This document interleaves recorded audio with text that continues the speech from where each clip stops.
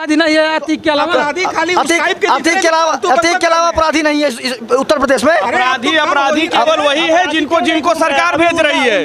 सरकार के एक छात्रा को गोली मार के हत्या कर दी जा रही है, क्यों नहीं अपराधी घूम रहे? अल्लाहपुर में बम अभी चलाया गया 1 घंटे पहले, वो अपराधी नहीं है। दो दिन पहले योगी जी मरवा दे तुरंत, तब योगी जी एक्शन लिए। क्या करेंगे? मतलब योगी जी अगर इन तीनों शूटरों को मरवा दे, अरे कैसे? सुनिए, पुलिस कह रही है कि हम इनका ट्रायल नहीं करा पाएंगे, इनको रिमांड में नहीं ले सकते हैं, हमें डर है। पुलिस क्या कह रही है? पुलिस खुद डर रही है। सेम टू सेम असद ने वही चीज दोहराया है जो कि उसके पिताजी ने दोहराया था। ये सरकार इस समय जो है भाजपा की थी, अपराधी है, उसके खिलाफ लोग हैं, लेकिन उसकी भी एक व्यवस्था देश में बनाई गई है। अगर यह देश लोकतांत्रिक है तो संविधान बना है, इस देश में न्याय व्यवस्था बनी है, जजेस बैठाए गए हैं, बिल्डिंगें खड़ी की गई हैं, वो उसके ऊपर FIR होना चाहिए, मुकदमे होने चाहिए, पुलिस उसकी जांच करती है, विवेचना होती है, उस पर जो है चार्जशीट लगती है, फिर उसके बाद उसकी सुनवाई होती है अदालत में, तब अदालत उसको फैसला सुनाती है कि इसको उम्र कैद दिया जाए, इसको किस आधार पे कौन सी सजा दिया जाए। दुर्भाग्यपूर्ण है और ये पूरी तरह से सरकार की नाकामयाबी है, पुलिस की नाकामयाबी है। ये नहीं होना चाहिए। किसी भी व्यक्ति को, कितना भी बड़ा अपराधी हो, कितना भी बड़ा आतंकवादी हो, वो इस देश के लिए असुरक्षित हो, लेकिन उसको पुलिस कस्टडी में मार देना यह न्याय व्यवस्था के खिलाफ है, यह न्यायोचित नहीं है, क्योंकि पुलिस हमारी सुरक्षा के लिए है। अगर उसी की कस्टडी में हम मार दिए जाएं, कोई मार दिया जाए, तो यह न्यायोचित नहीं हो सकता है।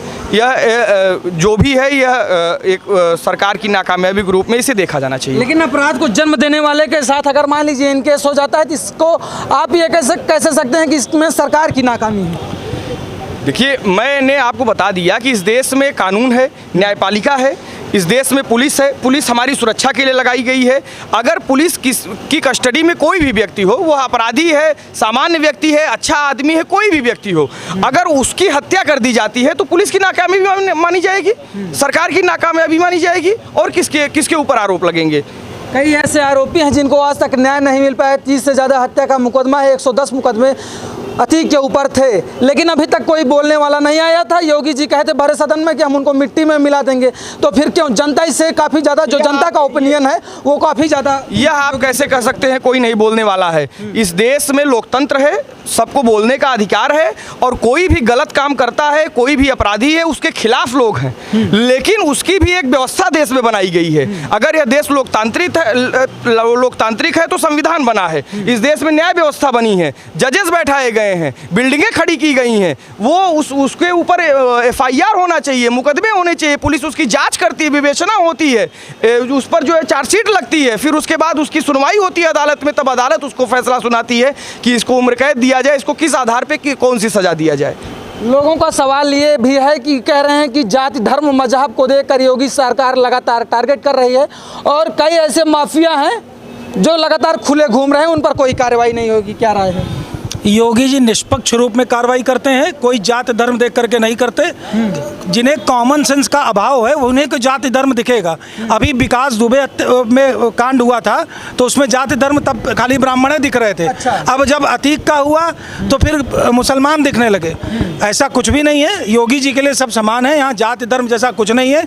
सुशासन है, शांति के लिए जो भी कार्रवाई चल रही है बहुत अच्छी है। ये गैंगवार हुआ है वो अच्छा नहीं हुआ है, उसके पीछे विपक्ष के नेताओं का कारण है।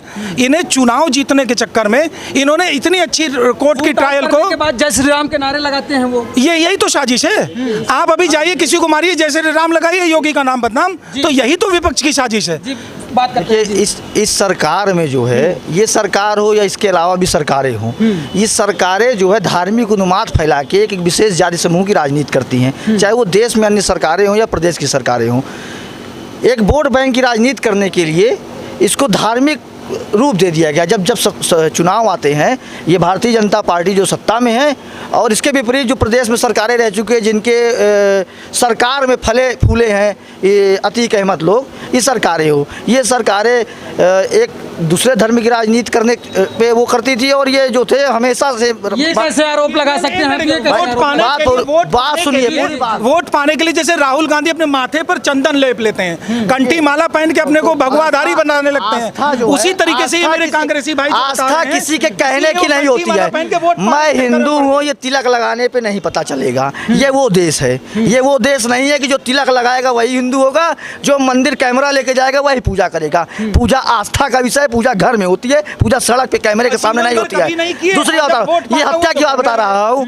इसी सदन के अंदर अगर एक दूसरे वोट बैंक को साधने के लिए अगर अखिलेश यादव ने ये ना कहा होता कि इनके ये क्या हो रहा है, लॉ एंड ऑर्डर गड़बड़ हो रहा है, तो उसी की जवाबी कार्रवाई में एक दूसरा माफिया जो बताया जा रहा है ना कि दो तरह के गैंग चल रहे हैं, एक अतीक का गैंग, एक सरकार का गैंग। जो सत्ता में जब इस सरकार नहीं थी तो उनका गैंग चलता था, और सत्ता में थी इनकी सरकार, अतीक अहमद की सपा की सरकार जब हुआ करती ये थी। कैसे आरोप लगा मैं सकते हैं? मैं आरोप लगा रहा हूँ। जब सपा की सरकार थी और दूसरी सरकारें थी तो यही योगी आदित्यनाथ सदन में दुहाई देते थे कि लॉ एंड ऑर्डर और संविधान है, और रो रहे थे। आज इनके पास पावर है तो ये रुलाने का काम कर रहे हैं, अतीक का इनकाउंटर करा रहे हैं, अतीक को मरवा दे रहे हैं। आप ये बताइए, एक अपराधी को मारने के लिए नया 3 अपराधी पैदा करना ये न्याय संगत है? ये कहाँ से अच्छा है? ये 3 अपराधी की उनकी उम्र क्या है, उनकी कितनी उम्र है? आप उम्र बताइए उनकी, 22 साल के लड़के, उनका भविष्य क्या होगा? 3 नई जगहों में जाके यही अपराधी आम जनता को डिस्टर्ब करेंगे। ये कह रहे हैं कि संवैधानिक रूप से ये जो हमला हुआ अतीक पर वो बिल्कुल गलत था। क्या कहेंगे, संविधान को तार तार करने वाली ये तस्वीरें थी? देखिए, अपराधी जितने कांड कर रहे हैं वो तो गैर संवैधानिक हैं, वो संविधान को देख करके तो हम वो कर नहीं रहे हैं। तो ये जो बातें कर रहे हैं वो फालतू बात है ही। क्यों फालतू बात? संविधान को हटा दिया जाए। नहीं, अरे इनके कहने से क्या होता है? ये फालतू बात जो कर रहे हैं उसका आंसर देंगे। सीधी बात इतनी है कि जो हुआ है वो विपक्ष ने कराया या जिसने भी किया वो अच्छा नहीं किया, कानून व्यवस्था को ध्वस्त करने के लिए किया। योगी जी ने उस पर भी कार्रवाई कर दिया।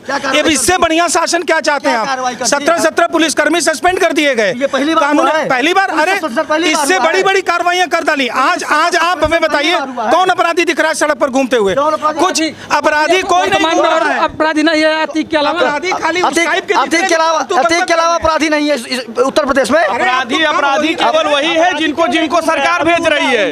सरकार पे एक छात्रा को गोली मार के हत्या कर दी जा रही है। क्यों नहीं अपराधी घूम रहे? अल्लाहपुर में बम अभी चलाया गया 1 घंटे पहले, वो अपराधी नहीं है? दो दिन पहले योगी जी मरवा दे तुरंत, तब योगी जी एक्शन लिए। क्या करेंगे? मतलब योगी जी अगर इन तीनों शूटरों को मरवा दे, कार्रवाई नहीं होगी। अरे कैसे? सुनिए, पुलिस कह रही है कि हम इनका ट्रायल नहीं करा पाएंगे, इनको रिमांड में नहीं ले सकते हैं, हमें डर है। पुलिस क्या कह रही है? पुलिस खुद डर रही है। सेम टू सेम असद ने वही चीज दोहराया है जो कि उसके पिताजी ने दोहराया था। ये सरकार इस समय जो है भाजपा की थी, इसलिए एक्शन हुआ। अभी यही सपा की होती तो उमेश पाल भी मर जाते। और सुनिए, अतीक आते हैं तो असद भाषण देते हैं कि हम मुस्लिम कौम के जो है देखने वाले हैं, हम तुमको तुम्हारी रखवाली करेंगे। यही सिविल लाइन की बात बता रहे हैं। गुंडागर्दी को शहीद बता देते। असद, अली सब तीनों आए थे यहीं पे स्कॉर्पियो से, 4 स्कॉर्पियो थी लाइन से, यहीं पे लगा के जो है 2 लौंडों का पिस्टल लगा के, बेचारे स्कूल के लौंडे थे, 2 लाख रुपया उनसे छीने थे। खुद आंखों देखी बात बता रहा हूँ मैं, खुद इलाहाबाद यूनिवर्सिटी से पढ़ा हूँ। तब आप क्या कर रहे थे? क्या कर रहे थे आप तब? 2 लाख रुपया तो आप ही जैसे लोग बढ़ावा दे रहे थे। मैंने सुनिए, आप जो डिस्कस कर रहे हैं, आप जो डिस्कस कर रहे हैं ना वो इंटेलेक्चुअलों के बीच करिए। फालतू ऐसे बीच में करेंगे जहाँ कोई सिर पैर नहीं है, वो बेकार है। जो कानून व्यवस्था को ये कहा ही नहीं, मैंने ये कहा ही नहीं कि अतीक अच्छे आदमी। जवाब पहले ये अतीक ने कहा पुलिस को भी मार देना, साथ में किसी को मत छोड़ना। उन्होंने प्रशासन, अतीक ने बोला, उसने बताया ना अतीक ने कि अतीक ने बताया कि जो है उसने न्यूज में ही देखा, न्यूज में आप लोगों ने देखा होगा। तो नहीं, अतीक ने कहा कि हमने, अतीक ने कहा सरकार वो अपने आप बोल रही है। नहीं, जो सरकार को मारा, जो सरकार चाह रही है वो बोल रही है। अच्छे सरकार पर आरोप लगाना गलत बात है, और ये जो आरोप लगा रहे हैं ना, इन्हीं की जांच की जाए तो ज्यादा अच्छा है। किसी के माँ बहन के सामने किसी की जो हत्या करते हैं अतीक की, उनको प्रयागराज से प्रतापगढ़ शिफ्ट कर दिया जाता है। बहुत अच्छा किया है। और पूरे प्रदेश के लोग इससे खुश है। जो नहीं खुश होंगे वो या तो पार्टी से होंगे या तो फिर उनको सत्ता में कुछ बड़ी पोस्ट चाहिए होगी। इसलिए हम लोग बहुत प्रसन्न हैं। जय श्री राम। देखिए ये कह रहे हैं, सुनिए, अब आप अतीक बहुत अच्छे थे, अतीक अपराधी थे, अपराधी को सजा मिलनी चाहिए, अपराधी को सजा बिल्कुल मिलनी चाहिए। क्या लगता है जाति विशेष को देखकर, समुदाय को देखकर लगातार सरकार बिल्कुल बिल्कुल बिल्कुल एक जाति विशेष को देकर, और जाति विशेष का कारण ये नहीं है, जाति विशेष कारण क्या है कि इनको किस जाति विशेष को टारगेट करने पे फायदा है, क्योंकि ये हमेशा से ही जाति की राजनीति की है। भारतीय जनता पार्टी हो, आरएसएस हो, ये हमेशा से जाति विशेष की राजनीति करती थी। एक जाति को टारगेट करके दूसरी जाति को यूनाइट करने के लिए ये धार्मिक उन्माद कराने का काम करती थी। उसी का नतीजा है कि लॉ एंड ऑर्डर गड़बड़ करके पुलिस अभिरक्षा में अतीक और अशरफ की हत्या होती है। अगर इनको कानूनी कार्रवाई करनी थी तो मुठभेड़ दिखाया जा रहा है कि मुठभेड़ हो रही थी वहाँ एक यूपीएसटीएफ में, एक भी जवाबी कार्रवाई हुई। 18 से 20 पुलिसकर्मी, पुलिस फोर्स और बड़े बड़े असलहों से लैस एक की भी एक जवाबी गोली निकली, किसी की जवाबी गोली निकली। मुठभेड़ क्या होती है? ये तो प्लान मर्डर है। 20 लोग पुलिसकर्मी वहाँ खड़े हुए हैं और वो कनपट्टी में सटा के गोली मार दे रहा है। पुलिस क्या कर रही है? ये सवालिया निशान इस पुलिस तंत्र पे है और सरकार पर है। और ये अगर बात करें कि उनको क्या लगता है कि अभी भी अतीक का इतना आतंक है कि जो प्रतापगढ़, प्रयागराज से प्रतापगढ़ शिफ्ट कर दिया जाता है, जो अतीक पर काउंटर करते हैं, उन पर अटैक करते हैं, उनको प्रयागराज से शिफ्ट कर दिया जाता है। क्या सुरक्षा व्यवस्था पर अब भी वो है? ये सरकार बताए ना, सरकार क्यों इतनी भयभीत है? सरकार तो एक हत्या के बाद लाइन ऑर्डर नहीं संभाल पाई, 2 दिन के लिए नेट बंद कर दिया। कितने का व्यापार खराब हो गया। इलाहाबाद में नॉमिनेशन का दिन था, चुनाव चल रहा था, कितने लोग नॉमिनेशन नहीं कर पाए, चुनाव में प्रभाव पड़ गया। ये एक और सवाल निशान है सरकार पर। लेकिन जनता कह रही है कि जनता काफी साथ योगी जी के साथ है। देखिए जनता, हमने आपको फिर बताया ना, ये हर कांड को धार्मिक उन्माद, धार्मिक रंग देने का काम करते हैं। जनता जो है, प्रयागराज ही नहीं पूरे देश की जनता बड़ी भोली है, ठीक है। वो उनको पता है कि किसको किस तरह से वॉश करना है। लेकिन जो भी थोड़े शिक्षित लोग हैं, जो भारतीय संविधान को मानने वाले लोग हैं, वो अतीक के साथ तो नहीं है, लेकिन इस कांड का विरोध करेंगे क्योंकि हमारे संविधान का विरोध है। इसी इलाहाबाद में एशिया की सबसे बड़ी न्यायालय है, न्यायालय बंद कर देनी चाहिए या न्यायालय बंद कर दे। क्या लगता है आपको कि क्या सरकार के भी संरक्षण में कई माफिया पल रहे हैं? क्योंकि जैसे जैसे सरकारें बदलती हैं वैसे वैसे गुंडों माफियों का दौर है। मैंने कई बार बताया है, सरकारें बदलती है, गुंडे माफिया बदलते हैं। सरकारें बदल गई, नए माफिया आ गए। इसके पहले सरकार दूसरी थी, दूसरे माफिया थे। बताया तो, यही योगी आदित्यनाथ सदन में फूट फूट कर रो रहे थे और इस संविधान की दुहाई देते थे। अच्छा, आज यही संविधान की धज्जियां उड़ा रहे हैं। तो समय बदलता है, शासन बदलता है और माफियागिरी बदलती है। माफियागिरी हर सरकार में है और ये सतत रहेगी।